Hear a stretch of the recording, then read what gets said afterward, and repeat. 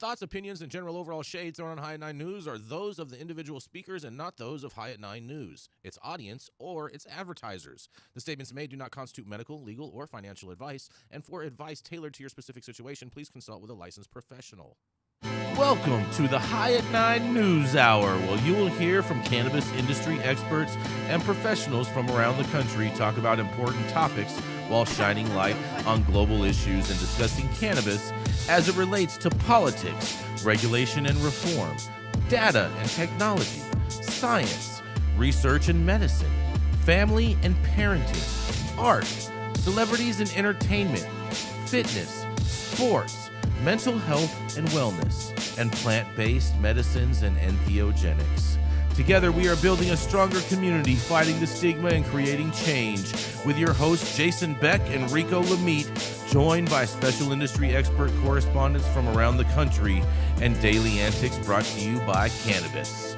Coming to you live every Monday through Friday at 9 a.m. Pacific Time and high noon on the East Coast. And thank you all for getting high at 9 with us.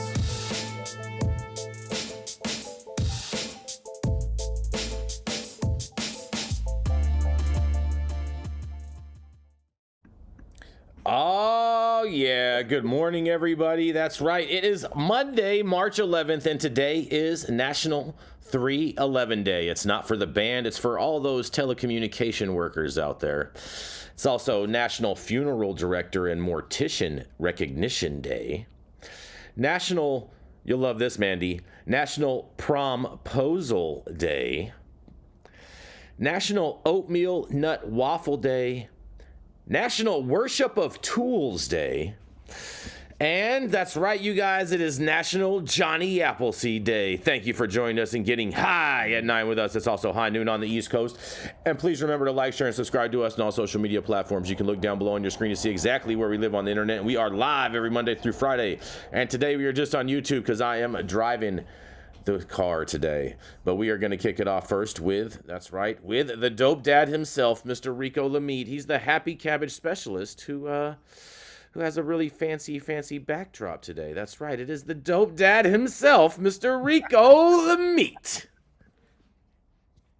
So we don't have shit set up, man. Come on, bruh. What's going on? You need help, bro? Bro, you're all right. Oh, look at that. Look at that. Look, there's a little baby Quasimodo. Like that better? Yep, that works.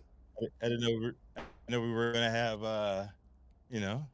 Well, I'm driving today, so there's a lack of sophistication when it comes to the technology that powers the show today. Oh, so good. I apologize. Oh, good. But at least I can see you guys today. I did make that improvement. Hey. Yes. That's an improvement. See, major. I mean, who wouldn't want to? Oh, who wouldn't want to see Rico? Backdrop. Exactly. Rico, you're still really low, bro. I'm low? Yeah, you're low. My mic? Low. Yeah. It's blasting in my ears. Yeah, my ears are struggling to hear you. Let me...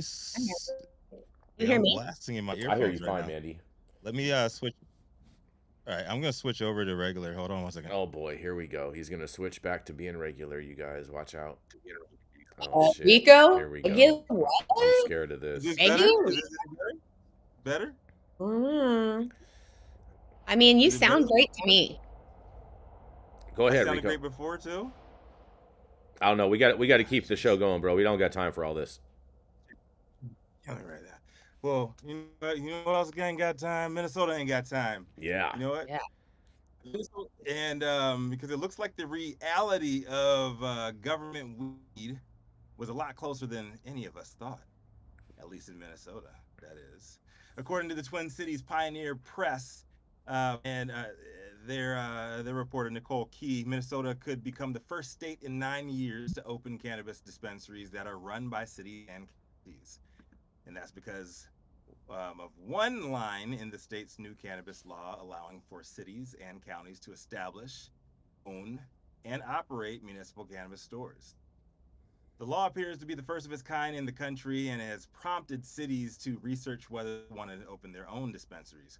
And for everyone opposed to buying government weed, myself included, The fact that most of these municipalities are indeed doing their own research before taking that bait should offer us all a little bit of calm.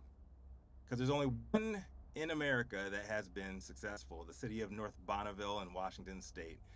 North Bonneville was the first city in the country to open a municipal cannabis dispensary back in 2015, but was no longer operating it as of 2021.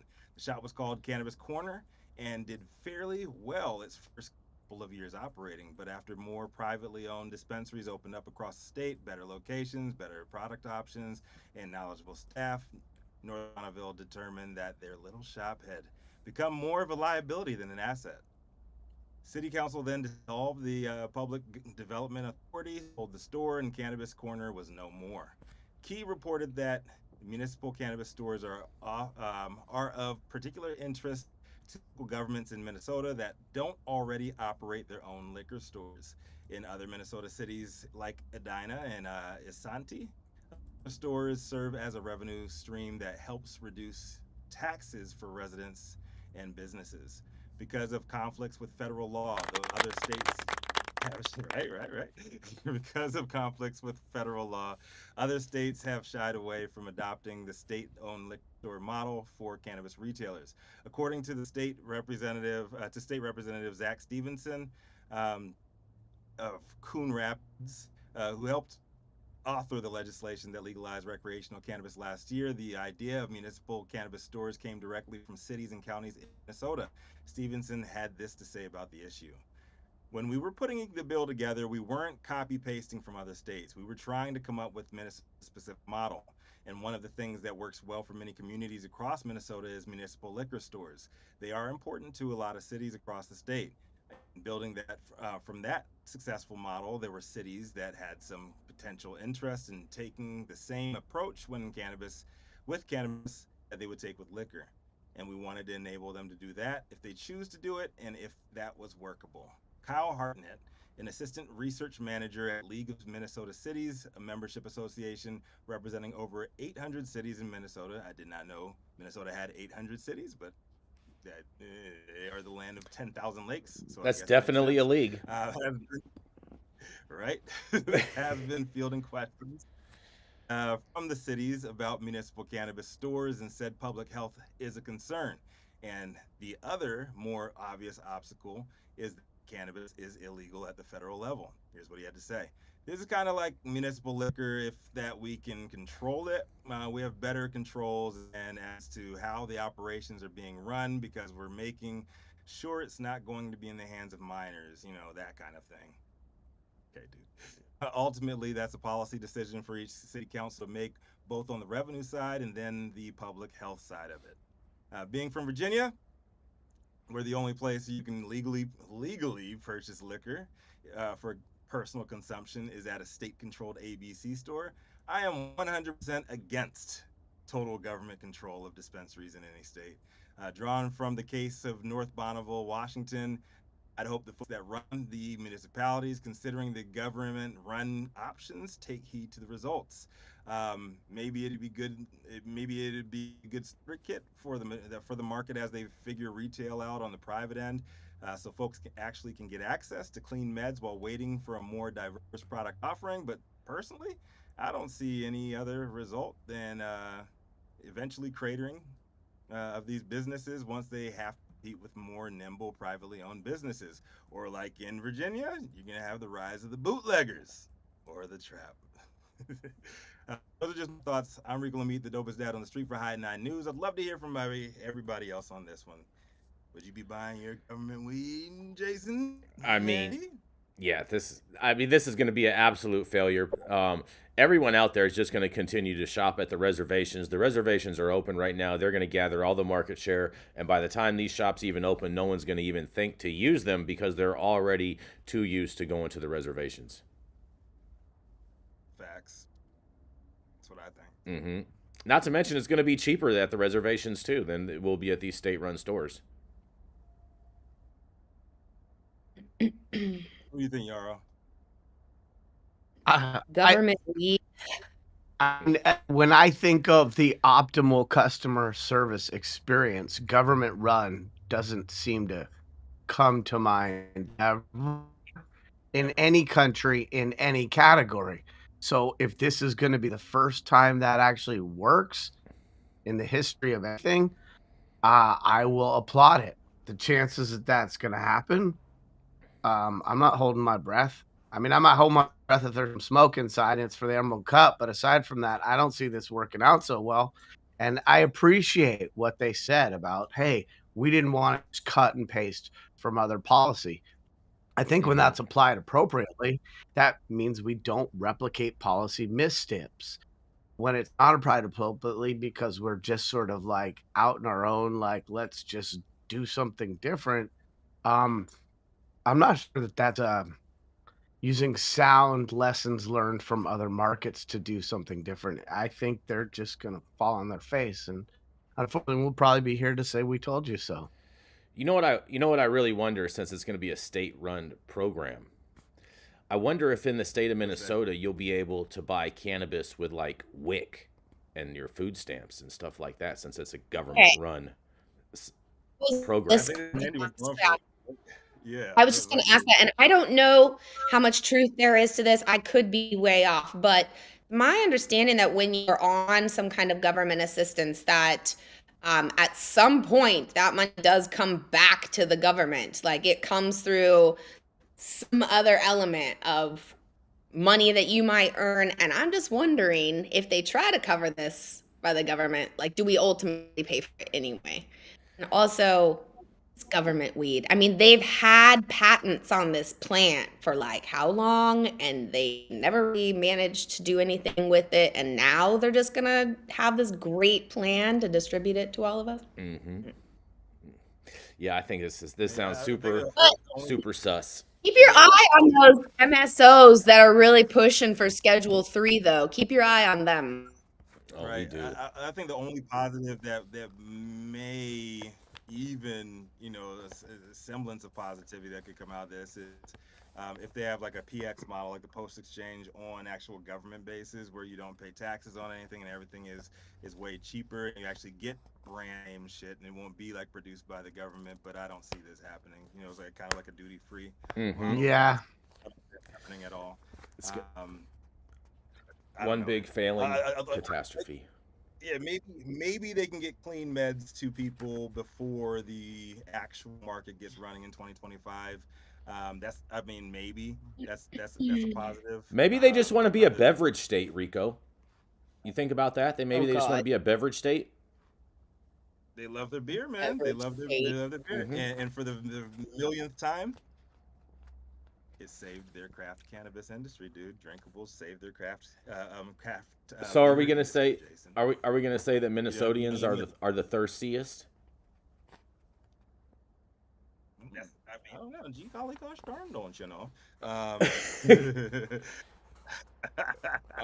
man, I love my Minnesota people. Big shout out to Rochelle too. I know she's not on today. Yeah, Minnesota. There are 50 people, man. They love to drink. They love to hunt. They're really good, nice, great, nice Midwesterner people. If you think of the stereotypical Midwesterner, think Iowa, think Minnesota, more than anybody else. Rico, I got another one for you. Is it possible that that the government is just setting up Minnesota to be a thirst trap? Oh my God. Oh yeah, we're gonna go to a commercial on that, and we're gonna be right back. Oh man, that was weird. Hey, you America. Do I look like Sean Connery?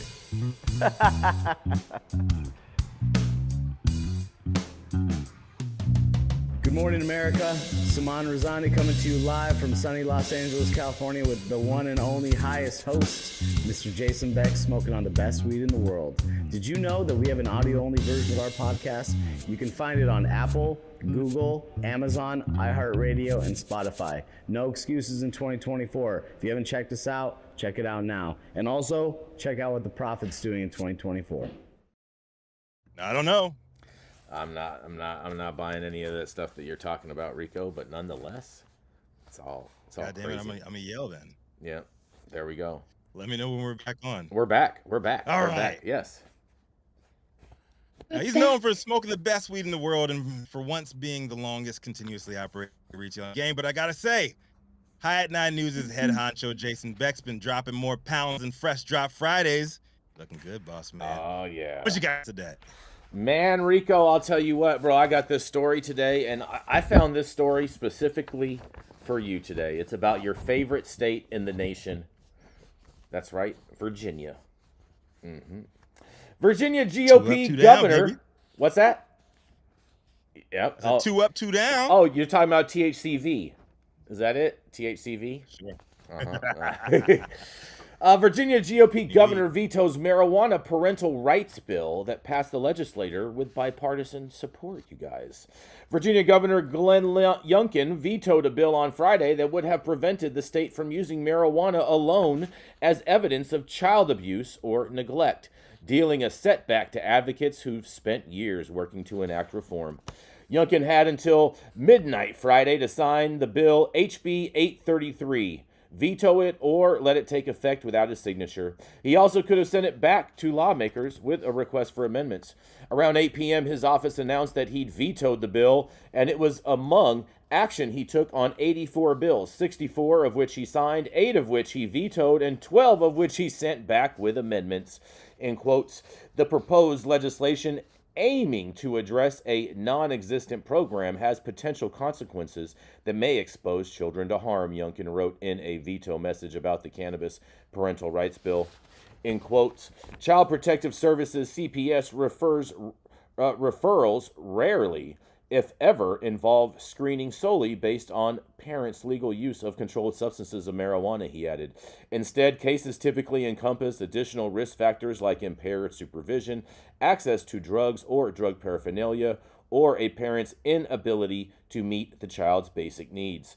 The inherent risk is unintended consequences, politically endangering child safety by dissuading local departments of social services from implementing necessary protective measures, disrupts the balanced approach of current CPS policies, and thus jeopardizing the well-being of vulnerable children, you guys. If enacted, the bill would have also provided that drug testing in child custody and visitation matters shall exclude testing for any substance permitted for lawful use by an adult under the state's alcohol, cannabis, and drug laws. A person's lawful possession or consumption of those substances, the bill says, shall not serve as a basis to restrict custody or visitation unless other facts establish that such possession or consumption is not in the best interest of the child. An enactment clause would have directed the State Board of Social Services to amend its regulations, guidance documents, and other materials to comply with the provisions of the bill, and the governor argued in his veto message that the measure undermines the tangible link between substance use and harm to children, evident in the increased calls to poison control and emergency room visits for children consuming cannabis-infused substances following the authorization of personal marijuana possession, you guys. Oh, man. The blanket exemption further places children at risk by potentially endangering their welfare, he said. He also says, this is a significant threat to child safety, potentially shielding parents engaging in substance possession or consumption from scrutiny. This failure to consider nuanced circumstances undermines the child's best interests and contradicts our efforts to address substance misuse in families and communities.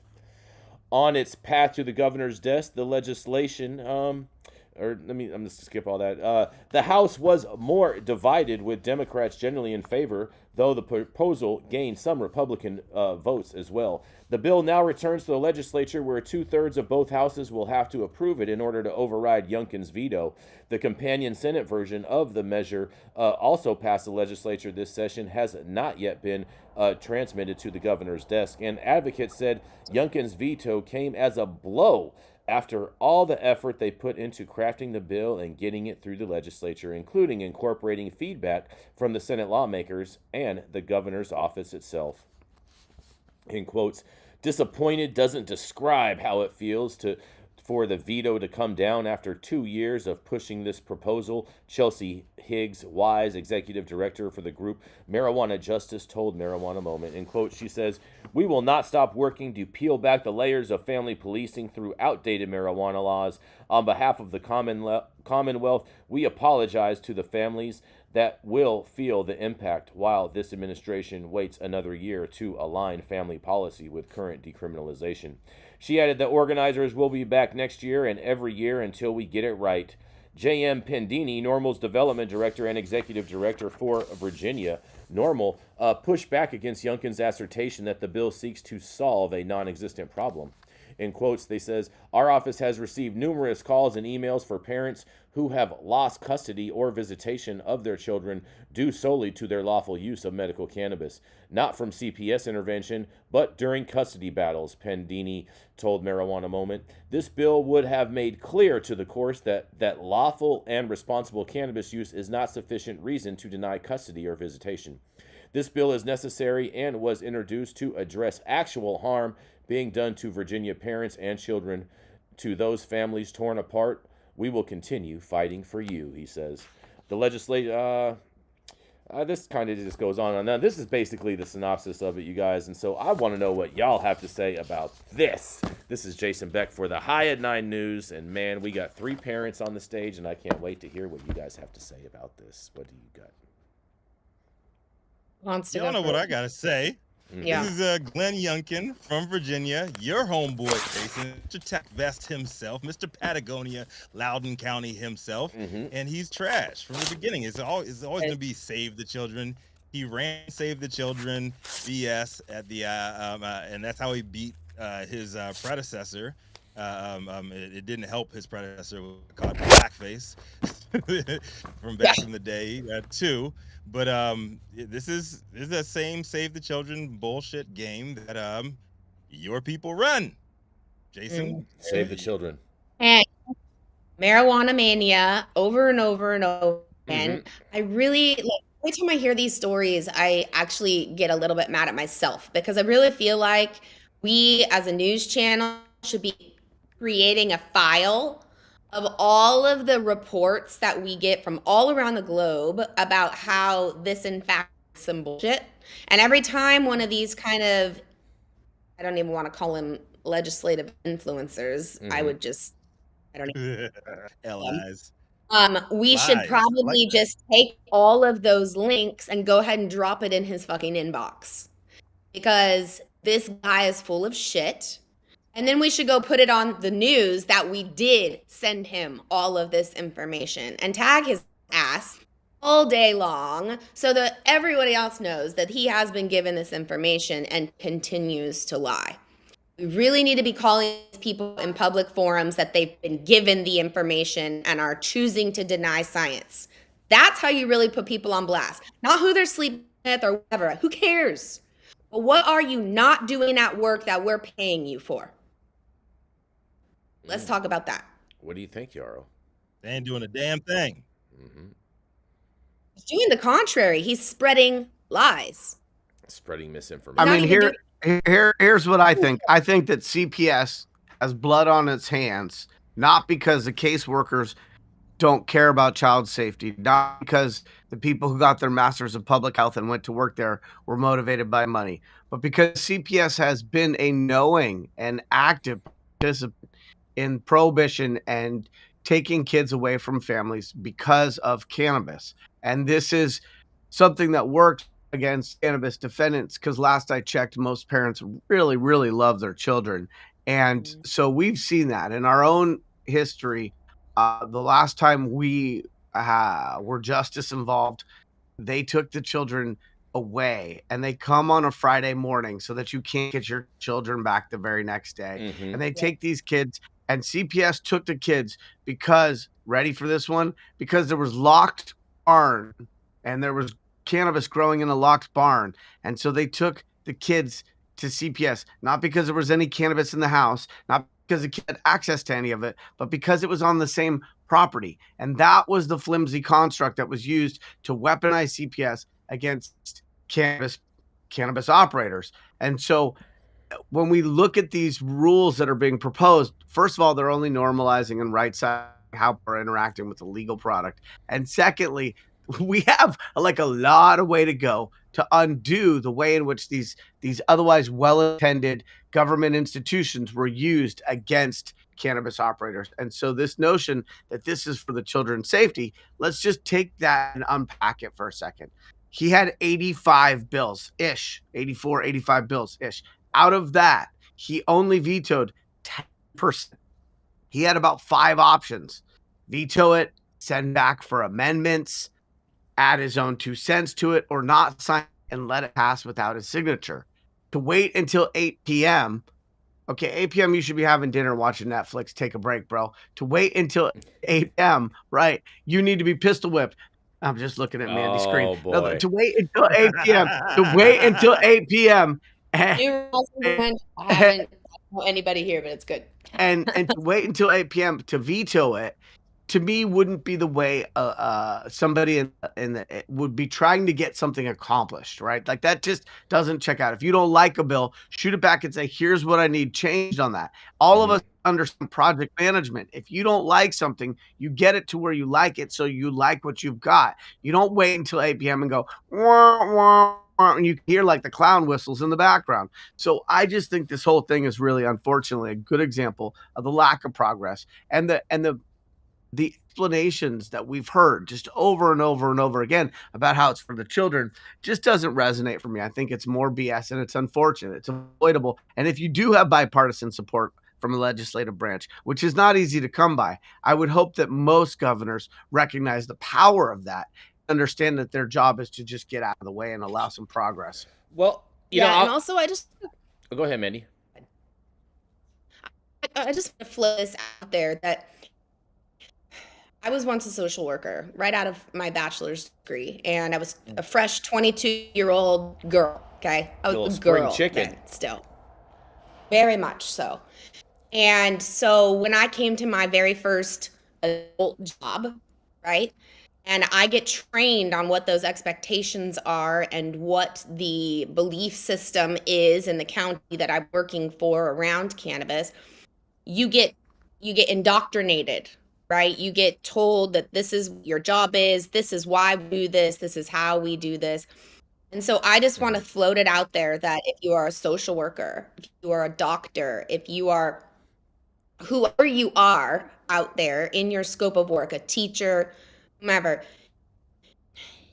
yes, there is the data reporting piece, right?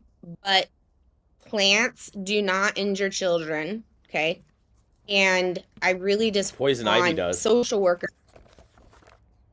I want social workers out there to really know that you have power in your role as a social worker, that you should be demanding reassessment of the policies around cannabis and what it means to impact a family's life based upon this, that you have power in this situation. You have the ability to go back to your management team and your county supervisors and all of the people who get to have influence on this and start a conversation around how these are antiquated laws.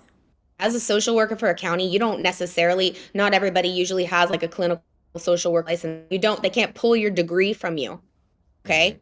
You get to have your belief system, and you should champion that. And don't let the system in your job make you think that you don't have a voice. You do, and it matters. Well, and those people out there need you to speak for them. I have a question. I just want to throw a little devil's advocate out there, because I think maybe Governor Youngkin does have a little bit of a point, because he does reference in here all of the different child poisonings from parents leaving their gummies out and their kids ingesting them. And so I just wonder and I know none of us support that, because we all view that as bad parenting and people, but at the same time, when you have a lot of people doing it, I mean, I don't know. Do you think he has do you think there's any point to that?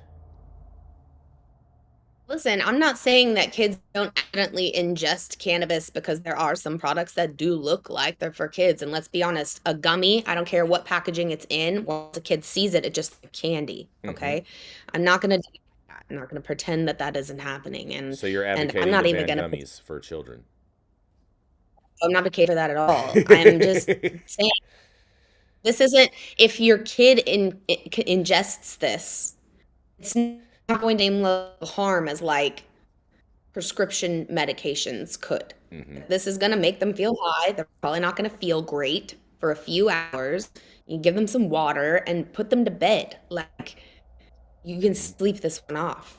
This isn't going to have these like life-shattering, long-term, like even if your child is very young, like a toddler, and they ingest some gummies and they get super high to the point where maybe they vomit or whatever, it's not going to like be this life-changing thing to when they're 45, they're like this defunct adult because they had a little weed when they were a toddler. Like, this is just Big shout out marijuana. to So, big I mean, shout out look, to let's the social workers, and I'm glad that you told us that, Mandy. I did not know that. My wife is a LCSW, and she That's tried to use her voice too. Yeah.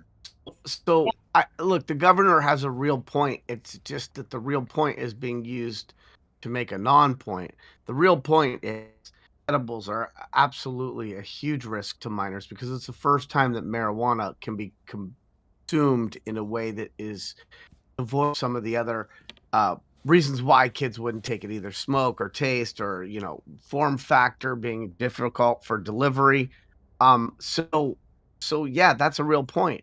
And if those are regulated cannabis products and if they're in a child-proof container, like many of these are, there are absolutely real issues with adult use cannabis. It's regulated, getting into the hands of children because edibles form factor that they won't understand what they're consuming. They'll consume them. That's a real problem. And the question isn't whether that's the problem. The question is whether what the governor has vetoed in any way would have created more of that problem or solved that problem. And the answer to that is no, it wouldn't have either way. And so again, he's throwing out this sort of this issue that we know is a real issue, but not anchoring his explanation for why he's vetoing this to that issue. So good job, Governor Yoakum. Thank you for throwing out a real issue. It's almost like, you know, when the jet fighter has a missile coming at it and it shoots a bunch of like tin foil that you know, and then the missile goes towards the tip. That's what he just did. He shot out like deflected. a real issue off the back of his tail. Deflected. Yeah, he's like, there you go after the tin foil. Don't go after me for vetoing. We got this issue over here. Yeah, that issue really does exist. Anybody in the right mind isn't going to deny that that's a problem that continues to need to be worked upon. And how does that in any way have anything to do with the veto you just provided? Thank you. Well, on that, we're going to keep this train rolling. We're going to roll right on into Miss Mandy Tingler. She's an Emerald Cup Edibles judge. And on top of that, she's also getting ready to host the Women's Canna Awards later this month. So make sure you check it out. It's going to be here in Southern California later this month. That's right. It is none other than Miss Mandy Tingler. Thank you. Good Monday morning, everybody. I hope you had a blessed weekend. And today I'm coming at you with a story that has a potential piece of advice or a solution, or maybe just like some really functioning adults behind a great idea. I'd love to share my headline with you. It reads, at this South Bronx magnet program, kids get schooled in cannabis. Middle school students at an after-school health education program in the South Bronx start the session by sharing what they already know about cannabis. 7th graders from Intermediate School 218 Rafael Hernandez Dual Language Magnet School, long school name, understands it comes from a plant. It smells, they say, and it can feel addictive. They've heard it can impact your lungs. Peer facilitators who are seniors in high school transcribe their call-outs on the board. Says it's easy to get, one student says. Another chimes in that you can get it at smoke shops. As politicians grapple with the proliferation of an estimated 2,500 unlicensed dispensaries in New York, teens are taking matters into their own hands to learn about marijuana and make informed decisions about its use. After legalization for adults 21 and older, the nonprofit WeHode Co's peer-led Just Ask Me or JAM program, which mentors talk to younger students about sexual education, is adding lessons on cannabis to its curriculum and expanding to 2 other schools in the Bronx. The workshop teaches teens about its effects, and cannabis products are growing not only more accessible, but also stronger and easier to hide in schools with edibles and vapes. Teachers report seeing more and younger students coming to high school, but reliable data is out of date, it says.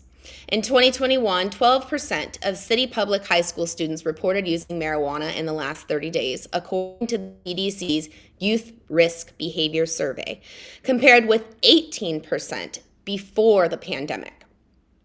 So it actually got down.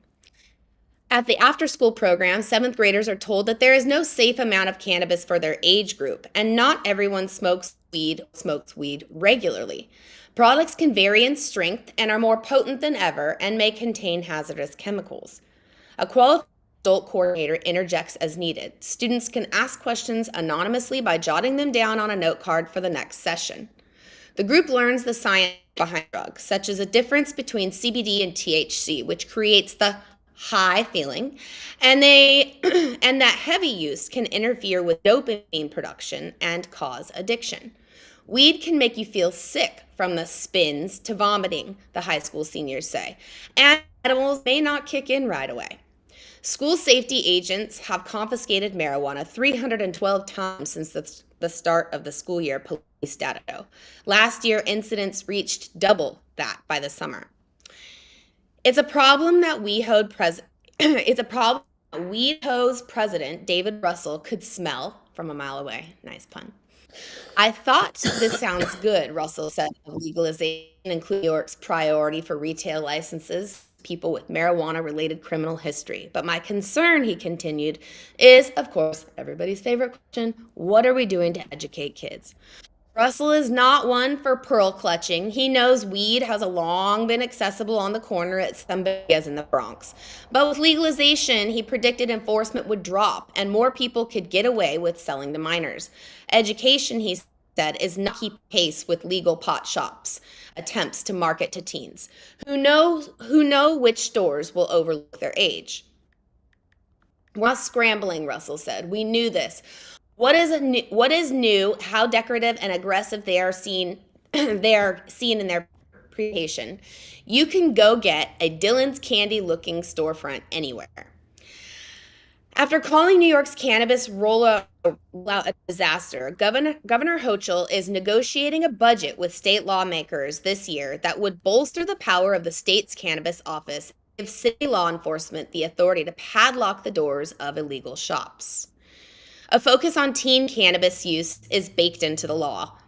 After upfront costs, 20% of the remaining tax revenue is supposed to go into drug treatment and education fund, including youth-focused public health campaign with school-based prevention and intervention services.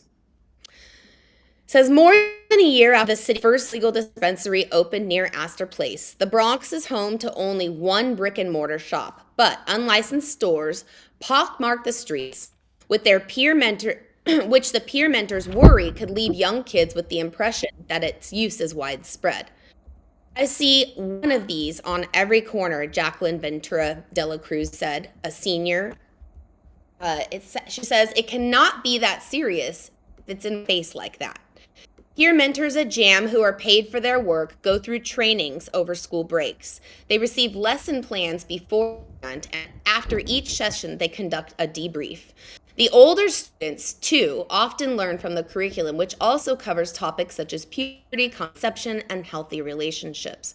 There's times I don't know some of the things myself, says Aiden Vega, a high school senior. Students are not taught to abstain from marijuana, but to make decisions that help keep them safe.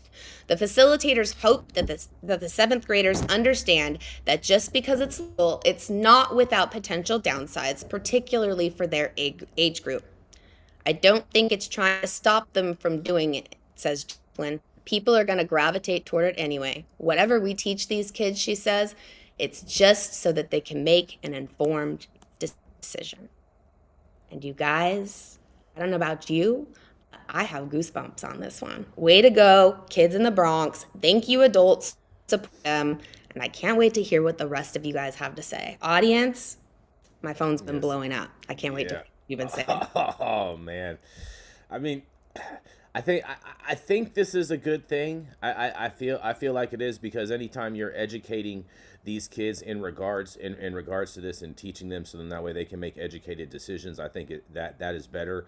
Also, it kind of takes the allure or the stigma out of it that you're like doing such a bad thing by consuming it, so that lowers the level of in which kids want to try things just to be disobedient or whatnot. But man, Yarrow, what do you think about this, Yarrow? I mean, look, I think there's no question that cannabis education is sorely lacking in a variety of situations. The first is vocational training.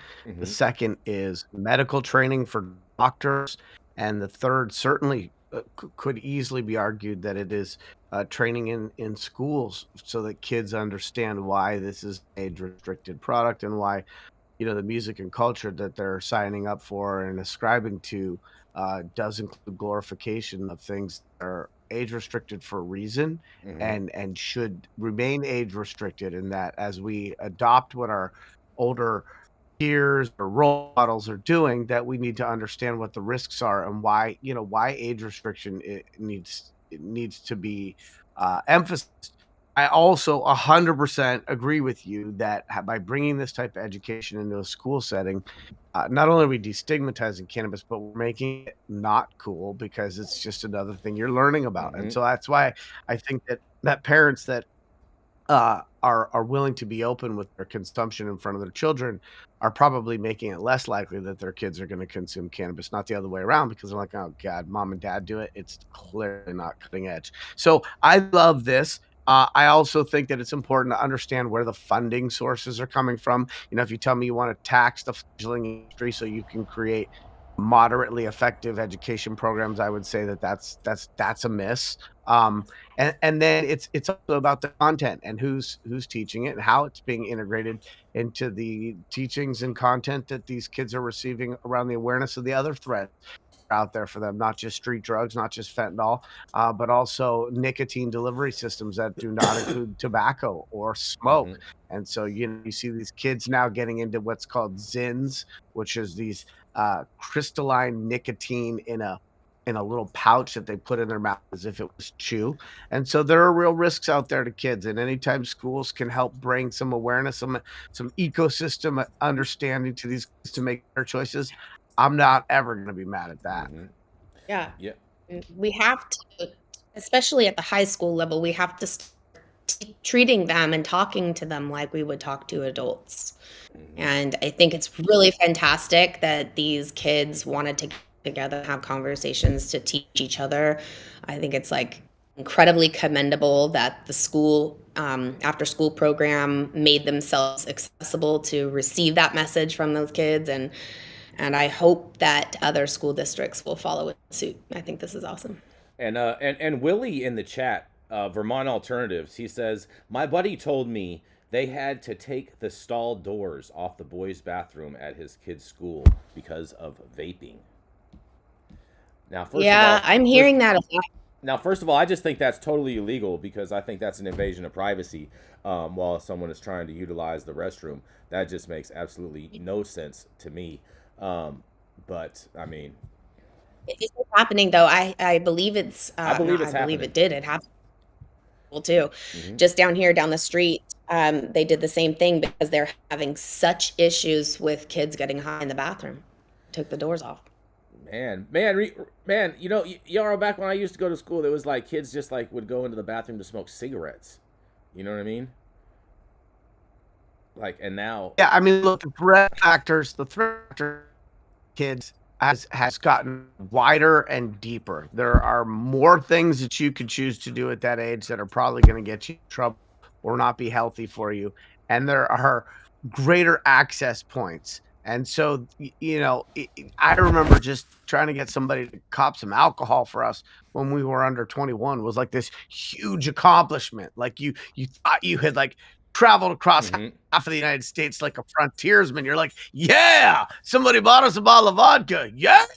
And so now kids can unfortunately access way worse, way easier. And vape products, and the fact that most vape products are not built to medical device grade standards, there's a lot of unfinished science on that. The last thing kids should be doing is gravitating towards higher potency delivery systems for tobacco or cannabis, and there's no winners with that. And so I understand why they're taking the doors off. I also understand when I was a kid, I would do anything other than to have to do a number 2 at school anyway. Like I would time my biorhythm such that I didn't have to use that public restroom any more than I had to. So do I feel bad that the doors are coming off? Yes and no, not really. I don't think a bunch of kids are going to grow up and say, yeah, I had to do a dookie with the door off, and because of that, my child was messed up. But I do think that the access to those vape products, and especially in a school setting where older kids are going to be able to bring something in and influence younger kids, it's a real issue, and schools are doing the best they can, and they clearly need to be doing more. But if this gets us closer to less of that in those campuses, like, yeah, go. Fair enough. Fair Yeah, enough. I mean, Oh, go ahead, Manny. I just think that this school also has a really great opportunity to put together like some kind of SOPs around their program and send it out to other school districts and create a model. Just saying. There we go. And on that, we're going to go to a commercial. We're going to be right back. I'm Jason Beck, and this is Smoky Vanilla. And if you want to feel as good as I look, then you need to get yourself a Stretch and Smoke with Smoky Vanilla. That's right, baby. I'm Smoky Vanilla with my background in kinesiology. I'm a sports massage therapist and stretch coach. I focus mostly on athletes who have chronic pain or injury due to their sport, or the legends of the chronic in the game, baby. Oh, yeah, you know what it is. We just stretched, and now we're going to smoke, because you know what it is. That's right. I love intuitively creating a session based on the individual I'm working with. We'll go through a few assessments, look at the past health history, injury, or anything that's still affecting you today, and create a customized session just for you. Let's go.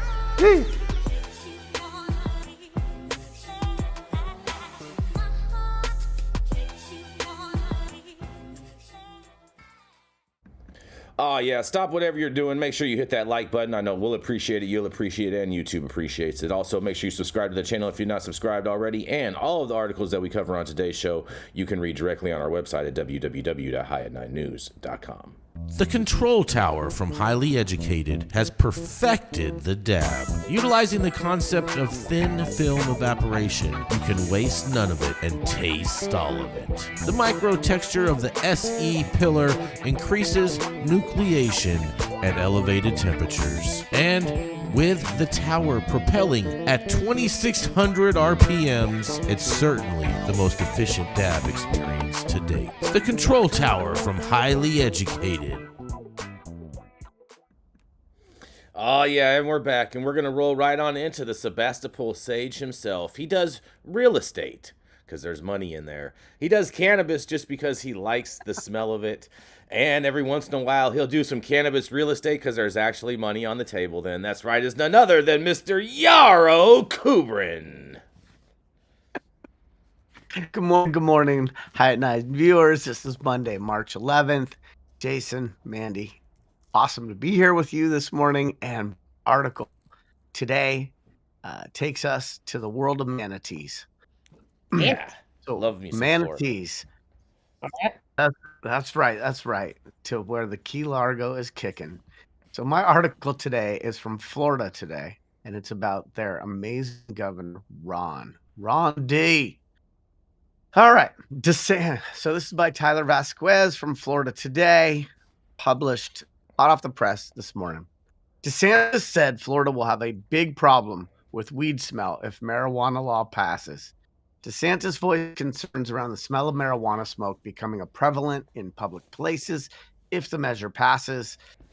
So, Florida Governor Ron DeSantis said recreational marijuana is likely on its way to legalization, but added that the smell is a big problem in legal states.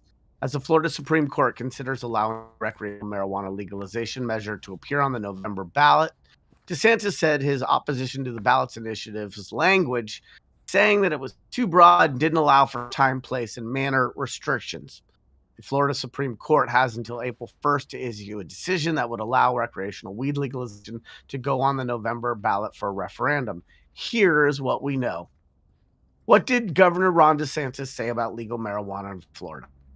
DeSantis' concern revolved around the smell of marijuana smoke becoming prevalent in public places. Quote, I've gone to some of these cities that have had this everywhere. It smells. There's all these things, DeSantis says. I don't want to be able to go walk in front of shops and have this. I don't want every hotel to really smell. Marijuana, medical marijuana. Who can and who can't get a medical marijuana card in Florida? Things to know. Quote, I don't want all these things, but if you're saying you can't regulate it or you can't limit it, which that's how I read that, that could be a big, big problem. He added. Legally, DeSantis worried that the referendum, were it to pass, would prevent the state and local government from tailoring restrictions on where and when marijuana can be consumed, even allowing it to be smoked near schools. It is the broadest language I've ever seen. It seems to supersede any other regulatory regimen that we have. People in downtown areas and other communities, this is going to be part of your community. What do recreational marijuana supporters say? Smoke and Save Florida, the group that organized the ballot initiative by getting over 1 million petition signatures, said DeSantis' read on the ballot language was incorrect. We agree with Governor DeSantis and don't want Florida to become like California and New York, where public outdoor smoking is prevalent. That is why we added language giving the Florida legislature the authority to limit outdoor and public consumption, just like Florida does for smoking tobacco products. The group wrote in a social media statement over the weekend. So, Florida marijuana law timeline. 2014, they got the Regulatory Use Act, which legalized low THC medical cannabis for patients with cancer and epilepsy. 2016, they got the Right to Try Act, which allowed full-strength marijuana for patients with terminal conditions. 2016, Florida medical marijuana legalization initiative. That referendum passed with 72% the vote, expanding medical marijuana programs. And then in 2019, the Florida legislature reverses a ban on smokable forms of marijuana, along with THC vaping under medical marijuana programs. Finally, in 2023, Smart and Safe Florida collects over 1 million petition signatures to put adult personal use on the marijuana legalization on the 2024 ballot. So, can you get a medical marijuana card in Florida? Marijuana is currently only legal in Florida for those who have a medical marijuana card, which is given to those who are diagnosed with a qualifying condition. Medical marijuana cards cost about $75 and must be renewed every year within 45 days of the card's expiration for an additional $75 in addition to the potential cost of visiting a physician. Possession of marijuana under Florida law is still a crime for those without a card. Anyone with 20 grams or less of the drug faces still up to a year in jail and a $1,000 fine. So let's kick this off. Look, I haven't heard a lot of incredibly insightful things come out of this governor's mouth ever on anything. And I welcome a rebuttal from Jason on that. Well, he is. I find this kind of like he kind of like put his foot in his mouth, or maybe his boot in his mouth, since he likes his boots. But the reality of it is that he is the one that signed the legislation allowing for smokable flower products to be sold in Florida in the first place, under their medical law. And then now he wants to complain about the smell as if the smell is going to intensify all of a sudden when adult use kicks in. Is just kind of asinine to me that he thinks that, because you're still going to have the same booth producers producing in Florida, which means that even the adult use stuff is not going to smell. Yeah, and I think we need to look at smells through another lens as well. I live in a very heavily agricultural area in Northern California, and there are areas that you drive by that smell like certain agricultural activities. Hold on, Yarl. On that one, let's just talk about the Purina factory in Denver, Colorado. Okay, as soon as you get within a mile of that, oh my God, the smell has infiltrated your car and you can't even barely breathe. What about the Sriracha factory? You were taking my lines. I was just gonna go with the hot sauce. I was gonna talk about that. I love you to bring that in. Mm-hmm. Yeah, Sriracha, like dog food. I mean, anything, cows. And so those are great examples of where we as a society have determined that commerce, progress, production, the GDP is more important than the inconvenience that those odors create. And we see that in agricultural regions often on the production side. And so what he's talking about on the consumption side with the idea around the smell, it absolutely is a nuisance to people who don't want to smell cannabis, just as tobacco is, and just as a variety of other things are not really things that you would want to sort of smell. I get all that. And this idea that by legalizing adult use, we're going to see something that doesn't already exist. That's where the policy blinders are. I hear them in his quotes, because we are not allowing something to occur. We are creating a framework for something that is already occurring, right? And so it's not like people in Florida have never smoked cannabis within smell shot of somebody who wasn't smoking cannabis. Like, that's never happened. Like, that didn't happen under SWAT before these laws and rules. So I just, again, when we hear governors like the other article bring up real issues as reasons to be obstructionistic, there's still this disconnect, because I still don't understand why the odor issue that he's railing on, walk me backwards from that and show me why that's the reason that you're not leaning both cowboy platform shoe boots in to supporting an adult use paradigm that balances those different constituents' needs. And so, look, Ron's always been a bit of a blusterer, and, playing to the press. And, there's a lot of his positions that I haven't understood. I'd like to see better construction regulation in your state, if that's okay. You have plenty of places that you could focus on improving the safety and security of your citizenry. And the smell of cannabis may be an issue that you need to think about, but you've had a long time to think about it, because they've had cannabis programs in that state for a freaking decade. So yeah, and just to keep on the odor situation, the only thing that I think that local residents can really get behind is that they lived there before this was legal, right? So, like, let's say they moved into this property and they knew they were moving next to a dairy. You know what that's going to smell like when you bought the property. You chose that, but they're saying that they didn't choose this, right? And so that's where the hang up is. But at the same time, everybody has to get on this, like, platform of understanding that we all have to tolerate something we don't like. I just feel we like all do. There's a long list that I have. I just feel like all the evangelicals need to reach out to the governor and inform him that these aromas, these terps, you know what I mean, are things that the creator created. It's not like they just all of a sudden appeared when cannabis became legal. Like, this is just kind of ridiculous to me. And I'm going to call on all the advocates in Florida, every single one of you guys. I think you guys need to start importing skunks into Florida. Just massive skunk importation into Florida, and bring them all to the governor's house and be like, "Hey, are you gonna go against skunks, against these animals because of their smell, governor?" That would be the ultimate troll move right there. Hilarious.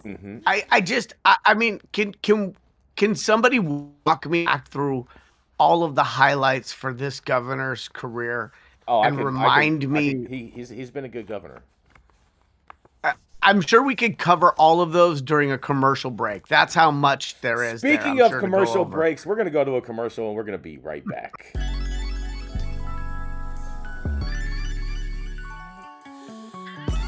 Get ready for the 20-year anniversary celebration of the Emerald Cup. The Emerald Cup will be held at the Henry J. Kaiser Center for the Arts in downtown Oakland, May 4th and 5th. Get your tickets now for best pricing. Cannabis categories include flower, pre-rolls, solventless concentrates, solvent concentrates, cartridges, edibles, topicals, tinctures, and alternative cannabinoids. So enter early for your chance to be a winner at the 20-year anniversary Emerald Cup competition.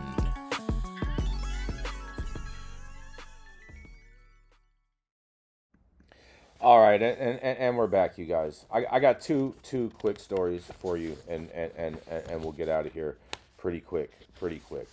I think you're gonna enjoy this one, and I want to send a big congratulations to everyone that is still in business in the California market. And I think when I read this story, you will see exactly what I'm saying. MedMen shutters all but 2 of its California marijuana operations, you guys. That's right. MedMen Enterprises has shuttered all but 2 of its stores in California. Workers confirmed to MJ Biz Daily on Friday afternoon. Only MedMen stores in San Diego and near Los Angeles International Airport remain open. In quotes, all the rest have closed, an employee at the LAX store confirmed to MJ Biz Daily. Earlier Friday, a worker at MedMen's Santa Ana location told MJ Biz Daily that the Southern California store was shuttered in the morning, adding, "We closed all of our stores and are out of business." In quotes, "We had a 75% off sale yesterday," the employee added. "There is no more MedMen in California," they said. However, MJ Biz Daily later learned that information was inaccurate and 2 MedMen stores remained open. The cash-strapped company operated more than a dozen stores in the state before the latest round of closures, and the Los Angeles-based MSO on Thursday, in the Cow Hollow neighborhood, MedMen's last remaining outlet in the Bay Area, according to the SF list. The store opened only 2 years ago, the news outlet reported, and MedMen, which has a number of workers in California, Illinois, Nevada in the past month, shuttered its Long Beach location last week, MJ Biz Daily confirmed on Friday, and the Long Beach location had about 10 employees, according to the former staffer. The company has laid off more than 10 employees since January 26th, according to MJ Biz Daily reporting, and MedMen's accounting and marketing departments have all been closed, and their website has said closed down for scheduled maintenance currently. The company did not immediately respond to MJ Biz Daily's inquiries for the story, and MedMen has been silent throughout the latest rounds of deep cost-cutting measures, leaving dozens of employees nationwide completely in the dark until their termination.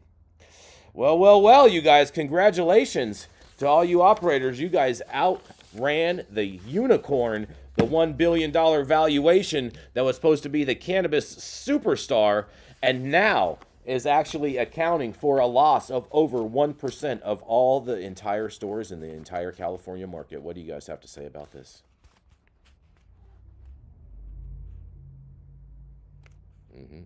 Crickets. Huh? Well, I I'm mean, look. I'm still standing, so thank you for that.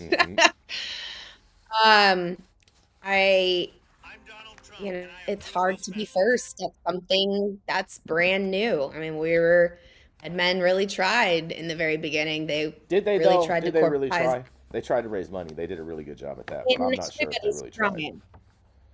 Everybody's trying. I really feel like all just had a different strategy. And their strategy. Listen, MedMen is an easy thing to whip on. They've made it very easy. They are not the only company that did some of the things that led to their downfall. The choices, the techniques, the approach was not unique to them. They have become a vignette in many respects for what not to do. I was reading on LinkedIn in the last few weeks about somebody who had spent a lot of their career formative years working at MedMen and said, like, don't bash on MedMen because there were a lot of good people there. Yeah, there were a lot of good people there. There were a lot of talented people there, and we're still going to bash on MedMen. And don't get defensive around it, because it doesn't mean you're not good people. It doesn't mean you didn't do good work. It just means that the company in general, as we post-mortem it, has given us ample content to point out what not to do.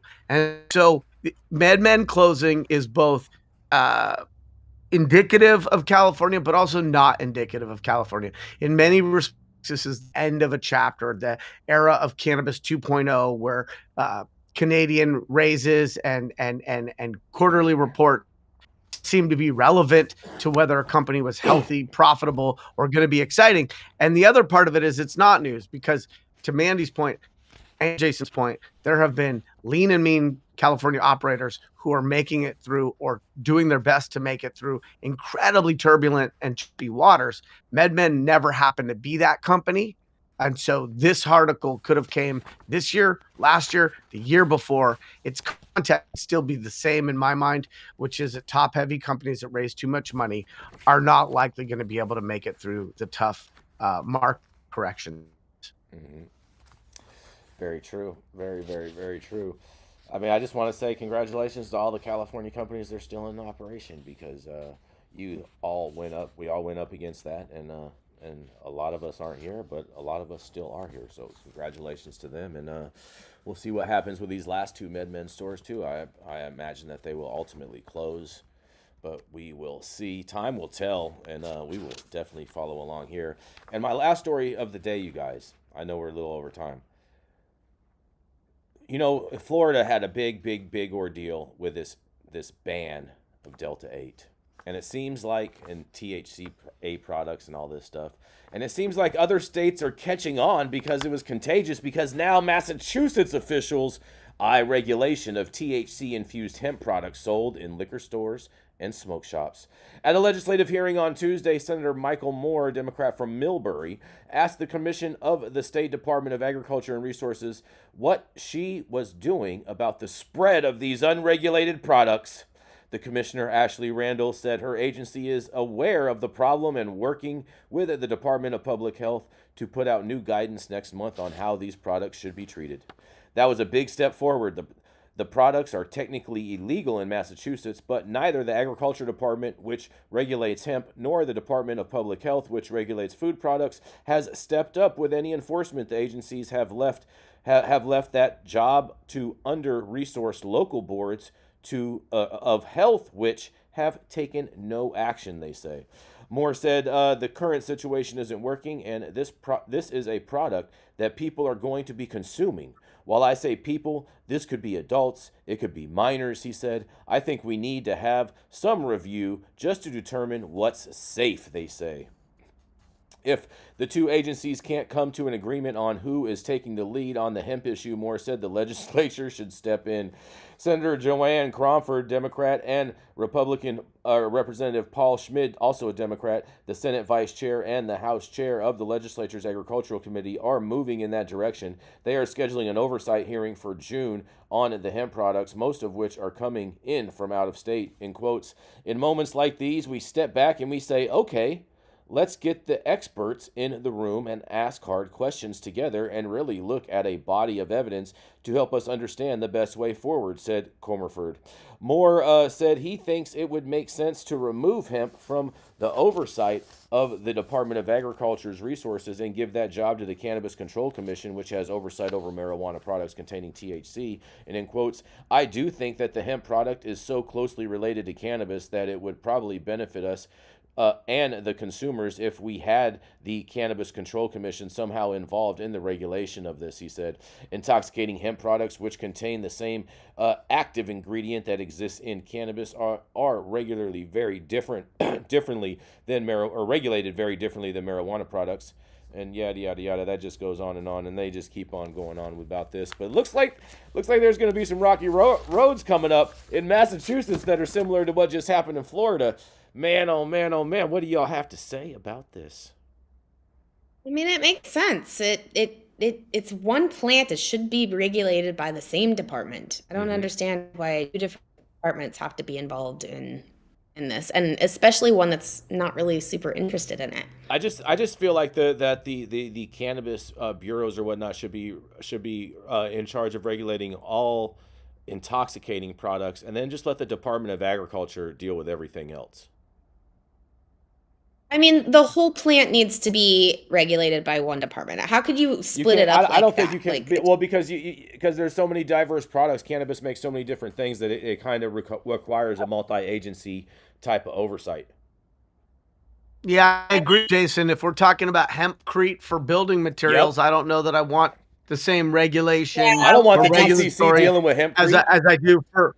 Yeah, so I do think we need to think about what are the products what is it being made into? Mm-hmm. Is it something being consumed? Is it a food product? Is it a cosmetic product? Because like my kids like them little CBD bath bombs, right? They just like those things that you throw in the they just like bubbles, cool colors, they just and it looks bubbles. Right. And do CBD. I need that to be regulated the same way as a suppository for grandma? No, I don't. So I think we need to think about what is the productization path. Therefore, who or what agency would regulate that? But this article is a byproduct of the fact that we are not regulating cannabinoids we are currently regulating source of cannabinoids. Mhm. That doesn't make any sense. And these problems are real problems. They're real problems for the regulated cannabis industry. They're real problems for the underregulated hemp industry. They're real problems for the end user. And ideally, we get some relief in the Farm Bill that helps, that regulators won't be a step behind chemists, because they're always going to come up with something new, or, oh, they swap this or switch that. And we need to start thinking about like intoxicating versus non-intoxicating cannabinoids, and making sure that all intoxicating cannabinoids from wherever they come from are being regulated through a supply chain that is safe, doesn't have contaminants, is age restricted, yada, yada, yada. Until we get there, we're going to have variations on FUBAR. And we want to get there soon. And industry needs to take ownership for self-regulating or setting an industry standard, not waiting for the government to do it. If you wait for the government to do anything, you fucked up, okay? You fucked up. And so we will be on the, if you'll still have me, even with my bad potty mouth, we'll be on this show at some point talking about those changes to the Farm Bill, right? And we'll be talking about how government doesn't get it right. But the critical takeaway from what to say is, if you're waiting for government to get it right, you're fucking up, because industry needs to own the outcomes that can come from the products that it creates, and figure out how to keep the consumer, the public, the 12-year-old who's going into a gas station safe. We don't need to wait for government to do that. And if we do wait for government to do it, it'll be worse than if we at least create some thought leadership around this and tack towards what we think is going to be the bell curve of those thoughtful changes to regulation that we all know are both needed and are on the horizon. Any thoughts on this, Mandy?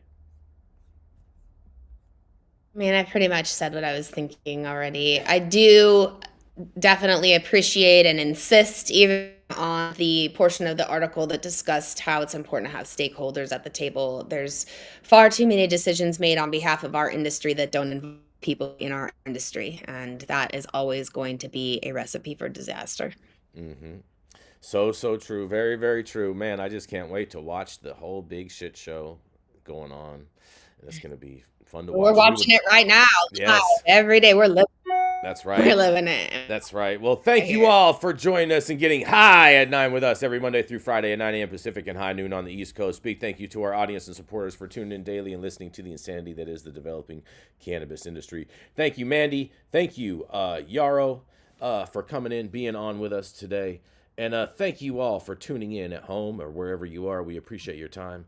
And thank you all for getting high at 9 with us. It is America's #1 daily cannabis news show.